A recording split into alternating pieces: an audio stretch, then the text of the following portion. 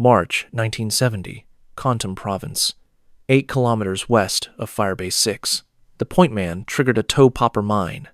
3 toes gone. Screaming until the morphine kicked in. Now nobody was moving. 12 men frozen on a trail that might as well have been a minefield. No way forward. No safe way back. Specialist 4 Danny Kovacs knelt in red mud with a device built from spare radio parts and coat hangers. Everyone had called it ridiculous. The lieutenant nearly ordered him to leave it behind, but the standard mine detector had already missed 2 mines that day. One man was missing both feet because doctrine said sweep at 18 inches when the NVA were burying at 24. Kovacs swept his homemade detector over the path. It clicked and hummed, a sound he'd calibrated over 3 months of midnight tinkering. He was looking for metal signatures the Army's equipment couldn't find. Chinese pressure plates, Soviet detonators, buried wire. He was 22 years old, with 47 days left in country. For the next 6 hours, he would clear 3 kilometers of trail marked with 47 separate booby traps, and almost none of them expected to see sunset. Danny Kovacs didn't choose Vietnam. Vietnam chose him. Born in 1948 in Youngstown, Ohio, he was supposed to work steel mills like every Kovacs before him. His father Joe had stormed Normandy and never talked about it. Danny was the middle of 5 kids in a 3-bedroom house where smoke from the mills turned the sky orange at sunset. He was good with his hands, could fix any radio or television in the neighborhood, spent weekends taking apart engines in his father's garage. He graduated Campbell Memorial High School in 1966 with a full scholarship to Youngstown State University to study electrical engineering. The plan was simple: 4 years of college, engineering degree, job at General Motors, marriage to his girlfriend Linda Buchanan. The draft notice arrived November 3, 1967. Student deferments had just tightened. His father found him in the garage, staring at the letter. "It's different than our war," Joe said quietly. "But you do what you have to do," Linda cried. They'd been planning to get engaged that Christmas. "Wait for me," he said. She didn't. Danny reported to Fort Polk, Louisiana, on January 8, 1968. Basic training was 9 weeks of mud and drill sergeants who'd done multiple tours. He scored high enough on aptitude tests for clerk positions, mechanic slots, anything to keep technical talent out of the infantry. He chose combat engineer. If he had to go to war, he wanted skills that kept people alive. Advanced individual training at Fort Leonard Wood taught him mine detection, demolitions, bridge construction. The Army's standard mine detectors were AN/PSS-1s, bulky, temperamental, designed for conventional warfare. Instructors taught doctrine, sweep in overlapping patterns, probe with bayonets, mark cleared lanes with engineer tape. What they didn't teach was what to do when the enemy used mines without metal, or buried them deeper than detectors could find, or wired them in series so clearing one detonated 3 others. Danny flew to Vietnam on June 12, 1969, on a commercial 707 filled with terrified soldiers. The heat hit him like a physical blow at Bien Hoa. The first words he heard on Vietnamese soil came from a short-timer waiting to board the same plane home. 365 days, new guy, count every single one. He was assigned to Alpha Company, 8th Engineer Battalion, 1st Cavalry Division, operating out of Firebase 6 in Kontum Province, Central Highlands, dense jungle, NVA, regular territory. His job, route clearance, and mine sweeping for infantry patrols, working to interdict Ho Chi Minh Trail supply routes. The first time Danny swept a trail, he found nothing. The patrol took 3 casualties from a buried 82mm mortar round wired to a tripwire he'd walked right past. The blast killed PFC Rodriguez instantly. A sergeant bled out before the dust-off arrived. Danny spent that night vomiting behind his hooch, while other engineers told him it wasn't his fault. But it was his fault.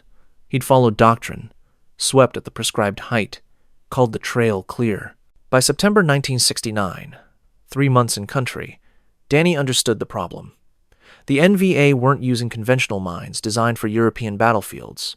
They were using improvised explosive devices, unexploded American ordnance, refused and reburied.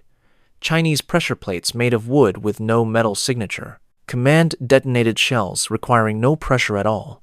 They buried them deeper than doctrine said to sweep. They waterproofed them with motorcycle inner tubes. They wired them in parallel, so cutting one wire detonated the entire chain. The standard AN/PSS-1 mine detector was nearly useless, so Danny started building his own. He scavenged parts from broken PRC-25 radios, pulled capacitors from damaged electronics, bent coat hangers into antenna configurations nobody had ever seen. He tested frequency responses by flashlight while mosquitoes ate him alive. Other engineers called his device Kovacs's magic wand, with barely masked contempt. Lieutenant Morrison, a West Point graduate who'd been in country 3 weeks, told him to stop wasting time and use standard equipment. The platoon sergeant, a veteran of 2 tours who'd seen too many men die, told him quietly to keep working, because by October 1969, Alpha Company had taken 40% casualties from booby traps and mines, the highest rate in the battalion. Men were refusing patrols. Morale was collapsing. If the NVA could cut this supply interdiction route completely, Firebase 6 would become untenable. An entire area of operations would fall. But more immediately, men Danny ate breakfast with were stepping on mines and dying before they could scream. The mission briefing on March 14, 1970 was routine. Patrol northwest along a suspected supply route. Locate enemy cache sites. Call in airstrikes if significant activity observed. 12 men.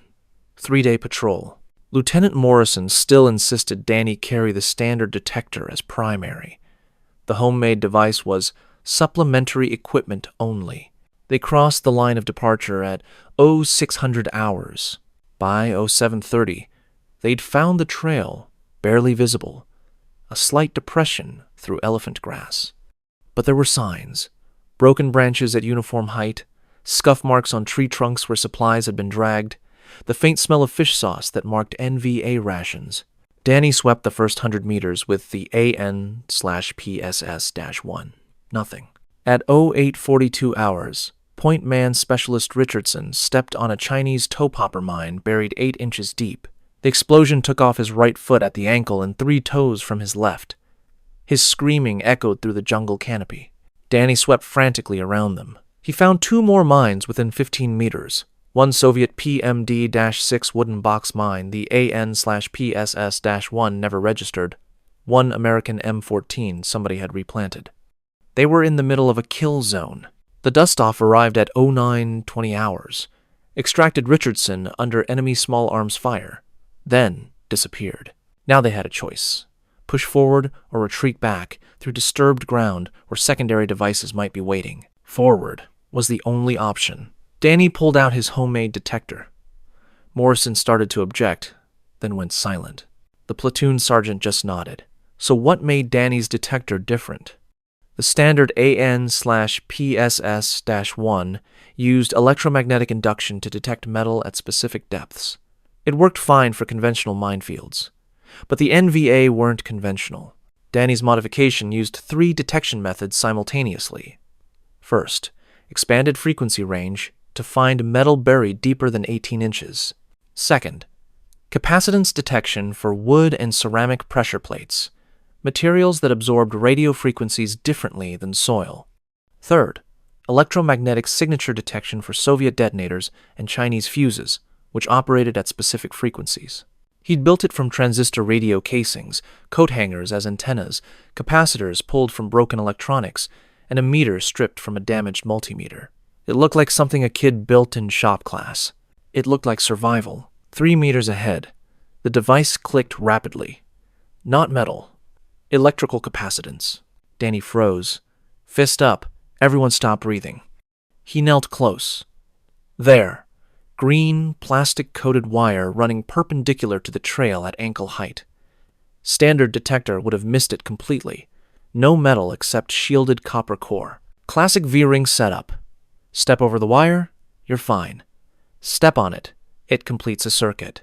2 82mm mortar rounds buried on either side, angled to spray shrapnel across the kill zone. Danny's hands were steady as he traced the wire. Sweat stung his eyes. The jungle was silent except for his breathing and distant helicopters, someone else's firefight. He followed the right wire 5 meters into bamboo, found the mortar round waterproofed in black plastic, buried nose up beneath leaf litter. Soviet detonator, green casing. He cut the wire 6 inches from the round, crossed the trail, cut the left side. No explosion, no shrapnel. 11 men still alive. Clear, he called back. 17 meters further, the detector went silent. Not absence of metal, but presence of something absorbing radio frequencies. Wood and ceramic had different capacitive signatures than soil. Danny probed at 45 degrees with his bayonet. 6 inches down, the blade struck something hollow. He scraped away red clay with his hands. The pressure plate was ceramic, Chinese manufacture, 12 inches in diameter. Step on it. The lever closes. The circuit completes. The jungle smelled like mud and his own sweat. His heart hammered in his ears. Behind him, someone whispered, "Jesus Christ." Danny couldn't safely dig it up, risked detonating a tilt fuse backup. Instead, he marked it with bright orange engineer tape and routed the patrol 3 meters left through grass so tall it cut exposed skin. 24 minutes to cover 17 meters. They had 3 kilometers to go. At 40 meters, the detector screamed. Not clicked or hummed. A sustained wail. Multiple metal sources in close proximity. Danny swept in a 3-meter radius. The wail continued in all directions except back the way they'd come. "We're in the middle of it," he said. His voice cracked. The sergeant crawled forward. Together they mapped the killing field. Minimum 7 pressure plates in 20 meters, overlapping coverage designed so avoiding one meant stepping on another. The NVA had turned this section into a meat grinder. Danny's detector found them all. High-pitched whine. Chinese 58 pattern anti-personnel mines. Lower frequency. Soviet TMD-B anti-tank mines repurposed as command charges. And underneath everything, capacitive signature of plastic explosives. The temperature was 104 degrees. Humidity made the air thick as water. Danny's hands shook from the physical strain of holding 13 pounds of modified electronics steady while his shoulders screamed. But he mapped every mine. Used engineer tape to mark a serpentine path through the killing field, sometimes only 18 inches wide. 90 minutes to clear 20 meters. On the other side, Johnson threw up.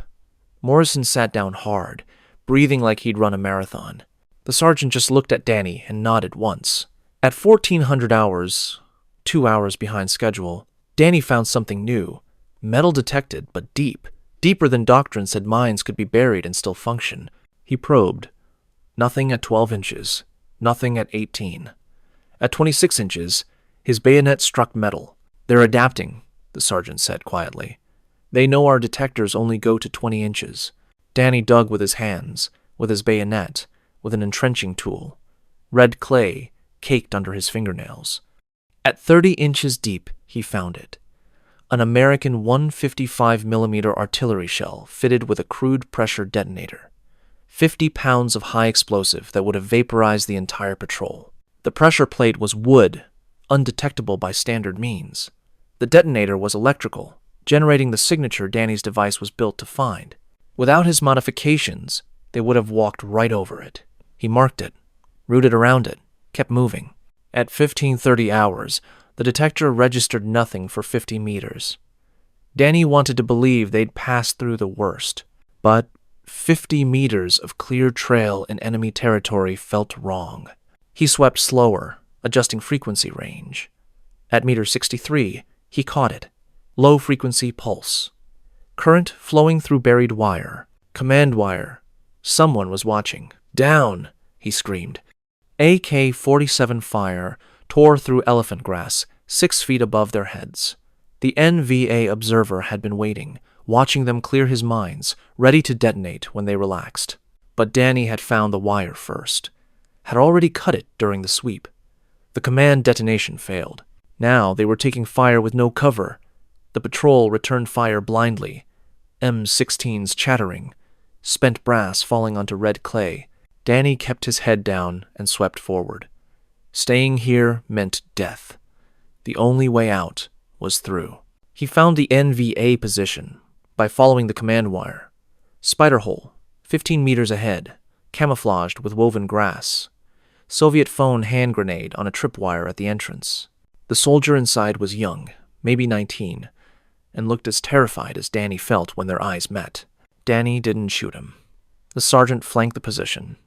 The NVA soldier ran. They let him go. This wasn't about body count. It was about getting home. The next 2 hours were systematic repetition. Sweep, detect, mark, route around. Danny found 23 more devices. Pressure plates, command wires, buried ordnance, tripwires. One particularly creative grenade cluster suspended in bamboo that would have sprayed shrapnel at head height. His detector found them all. Wood plates by capacitance. Deep buried metal by electromagnetic signature. Command wires by current flow. By 1800 hours, Danny had been sweeping for 9 hours. His shoulders cramped so badly he could barely lift the detector. His hands shook from exhaustion and dehydration. The FNG, a kid named Phelps, 3 weeks in country, took over carrying Danny's rucksack so he could focus on the detector. Morrison, the lieutenant who'd ordered him to use standard equipment, now walked directly behind Danny, watching every sweep, learning every technique. "When we get back," Morrison said quietly, "I'm recommending you train every engineer in the battalion." Danny didn't respond. He didn't have energy for words. He just swept, detected, marked, moved. At 1845 hours, as jungle darkness made continuing impossible, they'd covered 3 kilometers. The sergeant called halt, set perimeter, radioed for extraction at dawn. Danny collapsed against his rucksack and counted 47. 47 separate mines, booby traps, and command-detonated charges his homemade detector had found. 47 ways 12 men should have died. At 0630 the next morning, 3 Hueys descended into a clearing 200 meters from their night position. Danny swept the route to the LZ one last time, found 3 more mines, tripwires set during the night, marked them, routed around them. The Hueys hovered. Rotor wash kicked up red dust that turned the air orange in morning sun. Danny ran, stumbling from exhaustion, pulled along by Phelps and Johnson. His detector swung from his shoulder, wires loose, batteries dying, but still functional. Everyone got on. All 12 men. The Huey lifted. Danny watched the trail disappear beneath them, marked with orange tape like a connect-the-dots puzzle of death. From the air, it looked almost peaceful. From the ground, it had been the longest 3 kilometers of his life. The battalion commander's hooch at Firebase 6 was sandbag walls and corrugated tin. The colonel, a career officer named Brennan, who'd started enlisted in Korea, stood over a map marked with their patrol route. "Lieutenant Morrison says you found 47 devices," Brennan said. "No preamble. Says your homemade contraption worked better than anything we issue." "Yes, sir. Can you build more?" "I think so, sir. I'd need parts." "You'll have whatever you need. I want one for every engineer platoon in this battalion by the end of the month. I want you to train every man who sweeps trails." Brennan looked up from the map. "Standard equipment is getting men killed, Specialist. Your contraption is keeping them alive. That's all that matters." The official after-action report logged 47 devices marked 3 kilometers cleared, 0 casualties during clearance operations. It recommended immediate field testing of Specialist Kovacs's modified detection device. It noted that standard AN/PSS-1 detectors had failed to locate 43 of the 47 devices found. Danny was recommended for the Bronze Star with V device. The paperwork got lost somewhere between Firebase and Division headquarters. But word spread. Engineers from other companies visited Firebase 6 to see the device. Danny taught them how to build it, how to calibrate it, how to listen for different signatures of different threats. Within 3 months, modified detectors based on his design were operating throughout the 1st Cavalry Division area of operations. Casualty rates from booby traps dropped 34% over the next 6 months. Danny Kovacs rotated out of Vietnam on May 23, 1970. He stepped off a commercial 707 at Travis Air Force Base, still wearing jungle fatigues. Protesters held signs. "Baby killer. War criminal." Someone threw a tomato. It hit the sergeant walking next to him. Danny took off his uniform in the airport bathroom and stuffed it in a trash can. He walked through San Francisco in civilian clothes his mother had mailed, and nobody knew where he'd been. His father picked him up at Cleveland Hopkins Airport. They drove to Youngstown in silence. Joe Kovacs didn't ask about Vietnam. Danny didn't offer. Linda Buchanan had married someone else, an engineering student who'd kept his deferment. She sent a note. "I'm sorry. I couldn't wait." For 3 years, Danny didn't talk about the trail or the mines or the 47 ways 12 men should have died. He got a job at General Motors in Warren, Ohio, showed up on time, did the work, went home to a one-bedroom apartment that always felt too quiet. The nightmares started around month 6, always the same. Kneeling on red clay, his detector silent, stepping forward and feeling the pressure plate give way, the millisecond before the explosion. He'd wake, gasping, sheets soaked with sweat. He drank. Not constantly, not enough to lose his job, but enough to quiet the part of his brain that kept sweeping imaginary trails in supermarket parking lots, kept calculating blast radii when car doors slammed, kept seeing tripwires and power lines. In 1973, he went to a VA hospital. The doctor, younger than Danny, diagnosed adjustment disorder and prescribed Valium. Nobody said PTSD. That term didn't exist yet. Danny stopped going after 2 sessions. It was easier to just not talk about it. He tried dating. Most relationships ended when they realized he'd never explain a 3-year gap in his life, that he'd wake from nightmares he wouldn't discuss, that 4th of July fireworks made him physically ill. In 1978, he married Karen, a nurse who'd worked at a VA hospital and understood silence. They had 2 kids who grew up knowing their father had been in Vietnam, but not what he'd done there. He was a good father, coached Little League, helped with homework, taught them to fix radios and televisions. But there was a part of him that never came back from that trail. The Army never officially adopted Danny Kovacs' modifications. The AN/PSS-1 remained standard issue, but field manuals were quietly updated to include sections on improvised detection methods and adaptive enemy tactics. Training at Fort Leonard Wood began including classes on non-metallic mines and capacitive detection theory, without ever crediting a specialist from Youngstown who'd built his device from spare parts in desperation. Infantry school at Fort Benning added sections on mine warfare, acknowledging the limitations of standard equipment and encouraging field innovation and adaptive techniques. Several instructors were Vietnam veterans who'd used Kovacs devices. They taught the principles without the name. In Iraq and Afghanistan, decades later, IED detection would become the defining technical challenge. EOD technicians would rediscover principles Danny had figured out in 1969, that detecting improvised threats required improvised methods, that official doctrine always lagged behind enemy adaptation, that the best innovations often came from desperate specialists trying to keep their friends alive. Modern mine detectors use ground-penetrating radar, electromagnetic induction, and capacitive sensing, all technologies Danny Kovacs had incorporated in crude form into his coat hanger design. The engineers who developed those systems never heard his name, but they were solving the same problem with the same insight. You have to detect what's actually being used, not what doctrine says should be used. Danny Kovacs worked at General Motors for 32 years, retired in 2002, and died of lung cancer in 2013 at age 65. The cancer was service-connected Agent Orange exposure during his year in the Central Highlands. The VA claim took 3 years to process. By the time it was approved, he was stage 4. His funeral was small. Wife, 2 kids, 4 grandchildren, a handful of coworkers, and 3 men who'd been on that patrol in March 1970. The sergeant, now 78 and in a wheelchair, gave the eulogy. He talked about a kid from Ohio who'd built a mine detector from junk and used it to save 12 lives. He talked about innovation born of necessity and courage that looked like madness until it worked. He didn't talk about the nightmares, or the decades of silence, or the difficulty of being a hero in an unpopular war. Karen Kovacs kept his device, the original, still functional after 43 years, on a shelf in their basement.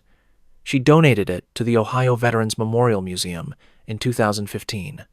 It sits in a display case labeled Field Innovation, Vietnam War Engineering. Most visitors walk past without noticing, without understanding that this collection of wires and coat hangers and a transistor radio casing represented the difference between 47 explosions and 12 men coming home. Danny's name isn't on any memorial except the granite stone in Youngstown Cemetery. His contribution isn't in any official Army history.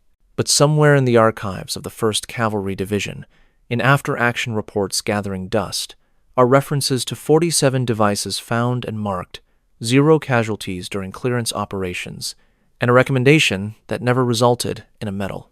Danny Kovacs' story isn't about glory. Vietnam didn't have glory, just survival and sacrifice. But his innovation, born of desperation and built from scraps, shows that even in the most controversial war, individual acts of courage and ingenuity still mattered. Not to win the war. By 1970, that was already impossible. But to bring men home, to give them a chance, to turn impossible odds into possible survival. And sometimes, in the jungles of Kontum Province, that was enough. What would you have done with no support and inadequate equipment? Could you have built something new from scraps while others called you crazy? Could you have knelt on red clay for 9 hours, knowing one mistake meant everyone dies? Danny Kovacs' story raises questions we still haven't answered. Why did it take a desperate specialist to solve a problem that was killing soldiers? How many men died because official doctrine couldn't adapt as fast as the enemy? Share your thoughts in the comments. If you served in Vietnam or knew someone who did, let us know.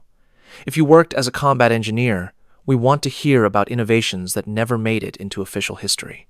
If you believe these stories deserve to be told, stories of specialists who saved lives through ingenuity, who adapted when doctrine failed, who brought men home from impossible situations, share this with someone who should hear it. Because sometimes courage looks like genius, and genius looks like desperation. Because soldiers deserve honor even when wars don't. Because Danny Kovacs built a mine detector from coat hangers and saved 12 lives, and nobody knows his name.